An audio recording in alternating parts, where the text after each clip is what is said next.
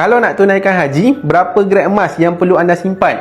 Jangan lupa tengok video ni sampai habis. Jangan lupa save untuk rujukan di masa akan datang. Pada tahun 2022, kos haji telah naik daripada RM9,980 kepada RM10,980. Pada tahun tersebut, 10 dinar ni sekitar RM11,600. Kemudian, pada tahun 2024, kos haji telah naik kepada RM12,356. Manakala 10 dinar ni pada tahun 2024 nilainya dah naik sampai RM17,000. Kemudian, pada tahun ini, kos haji telah naik lagi kepada RM15,000. Dan 10 dinar ni tuan-puan, kalau tuan-puan tengok, nilainya dah cecah sampai RM26,000. Dekat sini kita dapat simpulkan, jika anda nak tunaikan haji, cuba target untuk tuan-puan kumpul 10 dinar ni. Ada 3 kaedah untuk anda dapatkan 10 dinar ni. Yang pertama, siapa yang tak ada bajet yang besar, anda boleh menabung dekat akaun Masgap Public Gold. Tuan-puan boleh menabung serendah RM100 sahaja, menabung sikit-sikit dalam akaun sampailah cukup gram emas 42.5